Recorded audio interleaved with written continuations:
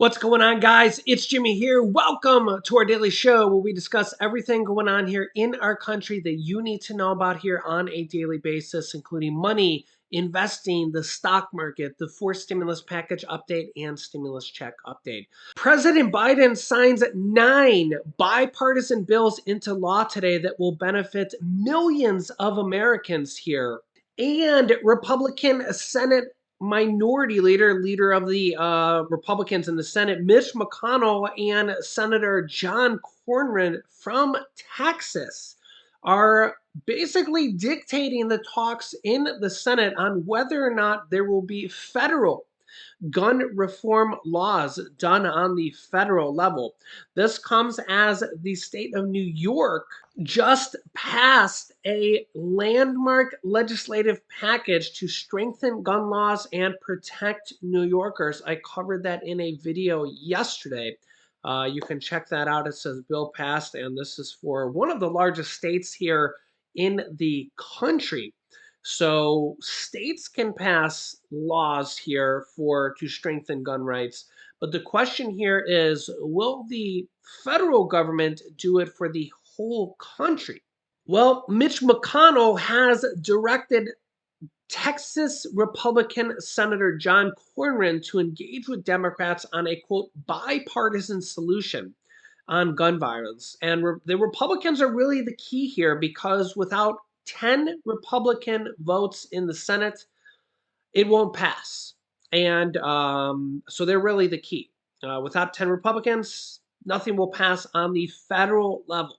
Yeah, and conservative Senator John Cornyn from Texas has taken the Republican lead in the talks and has opened the door for another reliable Trump ally, Senator Thom Tillis, a Republican from North Carolina, to also play a greater role in the negotiations. This has balanced the influence of Republican negotiators who are seen as more moderate and more likely to endorse reforms that could wind up roiling the pro-gun rights GOP base. There is, though, plenty of skepticism that Mitch McConnell and Cornyn, who have received high grades from gun rights groups and have received donations from the NRA, the National Rifle Association, in the past, will sign off on a bipartisan agreement whether or not they will do it. The two Republican senators have been outspoken in opposition to gun control after other mass shootings in the past, although Mitch McConnell did condemn this one when it happened. Check this out. Our country is sickened and outraged by the senseless evil that struck Robb Elementary School in Uvalde, Texas, only yesterday. According to early reports from authorities, it appears that a deranged young man tried to murder his own grandmother, then crashed his car and then ran into an elementary school and began killing.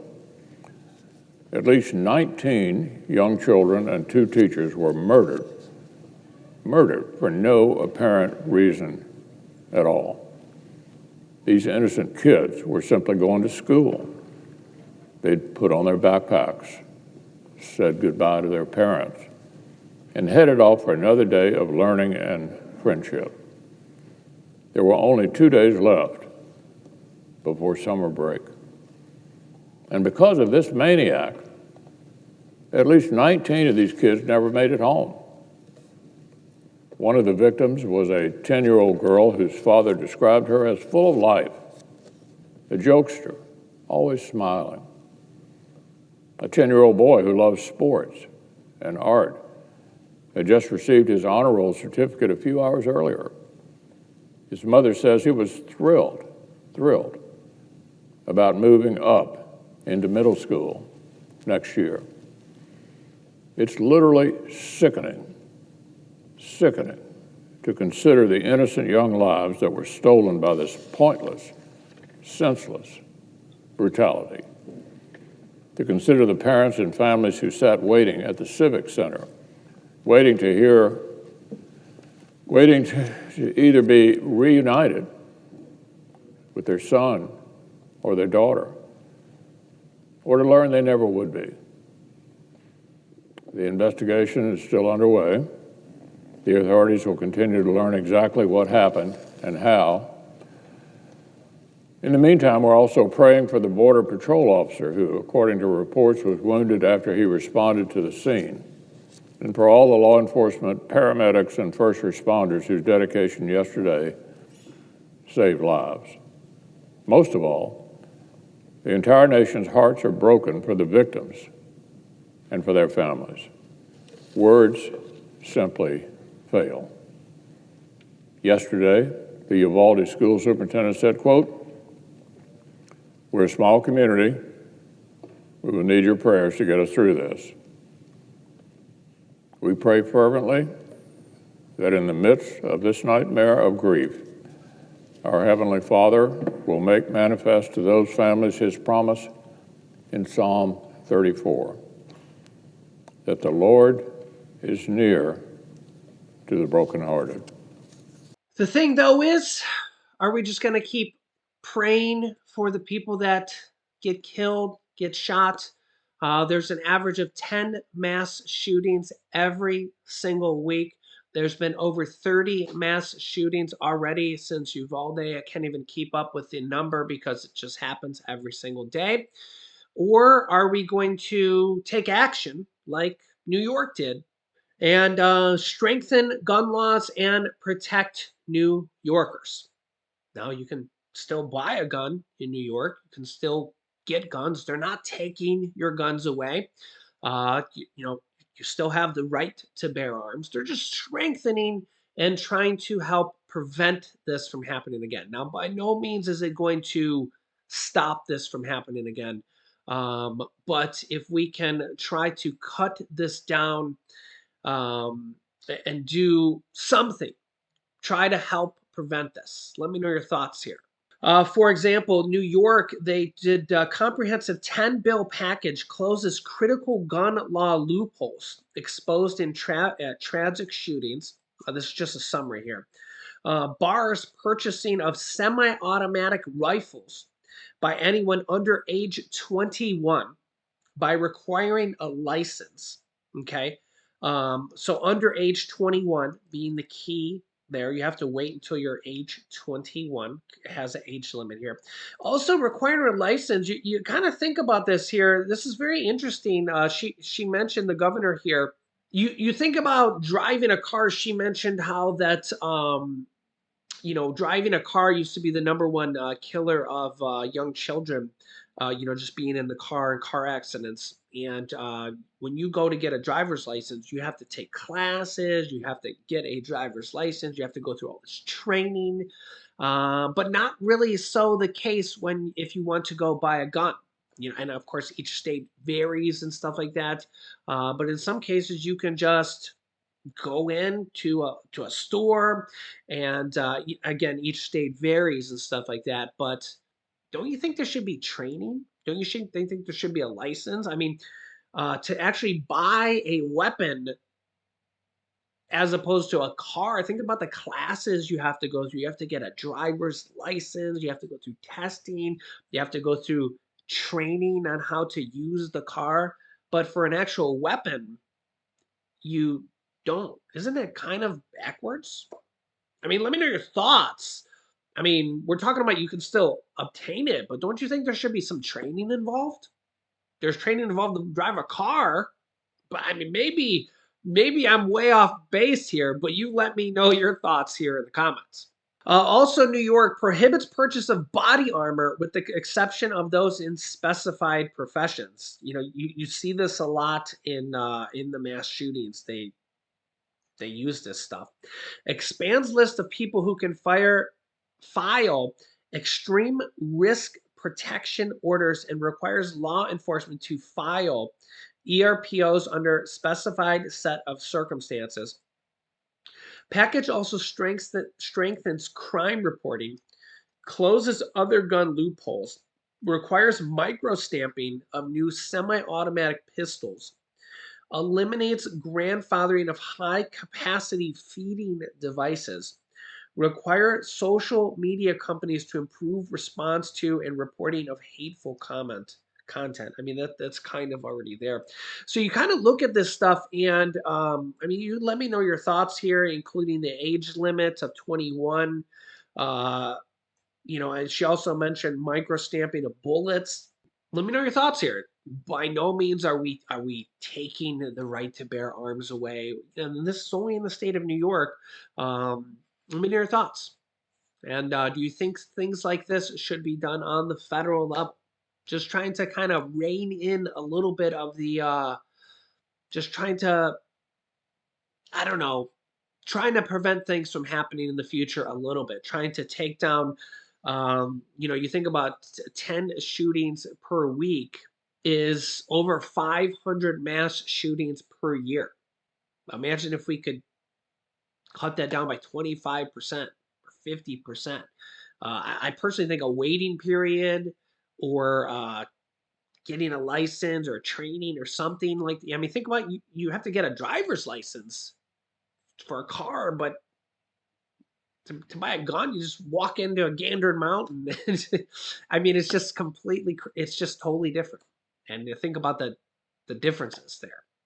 Next up, President Biden signs 9 bipartisan bills into law today here. Check this out. Here it is directly from him. In just a moment, I'll be signing 9 different bills with overwhelming bipartisan support that improve care for our veterans and honor their service and their sacrifice. And you've heard me say it many times before. Our nation has many obligations. It only has one truly sacred obligation. And I mean it, and I've been saying this for over 35 years, sacred obligation. And that's to prepare and equip those we send into harm's way and to care for them and their families when they come home. It's a sacred obligation because veterans are the backbone, the spine of who we are as a country. Less than 1% of the population risk everything to defend our nation and our values and everything we hold dear. And the 99% of us who don't, we owe them. We owe them big. And that's what today's all about, is paying a debt, in my view. The United States and the State of the Union, we need to talk about burn pits that incinerate waste of war, tires, poisonous chemicals, jet fuels, and so much more I won't even mention. Toxic smoke with thick poison spreading through our bases and into the lungs of our troops. And when they came home, many of the fittest and best trained warriors we've ever had were not the same. Headaches, numbness, dizziness, cancer. My son Bo was one of them. Under Secretary McDonough's leadership, the VA is pioneering new ways to link toxic exposure to diseases and to help more veterans get the care they need. Earlier this year, we expanded the eligibility for veterans suffering from 9 rare respiratory cancers. But current law does not entitle all toxic exposed veterans to mammogram services. It does now, until today. The bill I'm signing into law will ensure that veterans who serve near burn pits get the preventative care they need. Another bill improves breast imaging services for veterans regardless of whether they're exposed to burn pits or not. Another extends the law that sunsets next month to compensate Americans who develop cancer and medical conditions from the nation's World War II-era nuclear programs. Beyond medical support for our veterans, several other bills honor our members in uniform and those who fought tirelessly on their behalf. Last week, we commemorated Memorial Day. And a reminder that our veterans and our military families represent literally the best of America, the best of America. We can never fully repay the debt to all of you, but I promise that my administration will always have your back. I made that commitment when I ran, and I commit that now, and the men and women sitting before me made a similar commitment. We mean it. This is something we Bidens take personally. Every veteran and family member of a veteran who serves has made our lives, our liberty, and our very nation possible. We owe you. We owe you. And we thank you.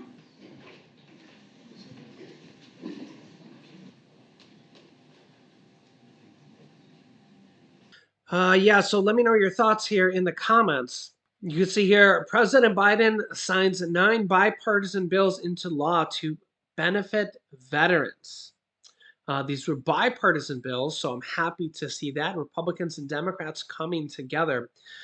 President says our nation has many obligations. It only has one truly sacred obligation, and that's to prepare and equip those we send in harm's way and to care for them and their families when they come home. It's a sacred obligation because veterans are the backbone and the spine of who we are as the country. Before the signing, Biden spoke about his son, Beau, who fell ill and died of brain cancer several years after he served. Biden suggested Beau's illness could have been caused by toxic burn pits often used by the military to eliminate waste. He then caught brain cancer, and he said, my son, Beau, was one of them.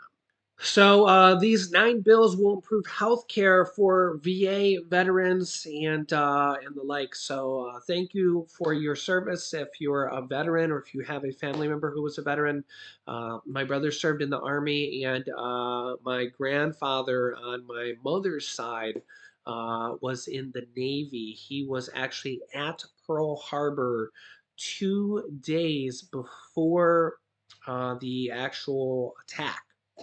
So he left there right before the attack, and things could have been very different if he was there during the attack. So yeah, my mom tells me that story. It's quite epic or crazy. I don't even know the words, because if he was there, things could have went very, very different. I might not have been born, because my mom might not have been born. So yeah, very, very different. So, or crazy. I don't even know the words. So, but thank you for your service. If you're in our armed forces and protecting our country, and Memorial Day was just about a week or so ago. So yeah. So I will keep you up to date here with everything going on here in our country. If you haven't subscribed to our YouTube channel yet, make sure to click the subscribe button down below. It's completely free to do so. New videos come out here every day at 10 a.m., 3 p.m., and 8 p.m. Eastern Standard Time. You can click here to see my newest video on Social Security raises I just did. And here's my newest video on stimulus check videos. Good video there. So click on one of those videos next. Thanks for watching, guys, and I'll see you in the next video.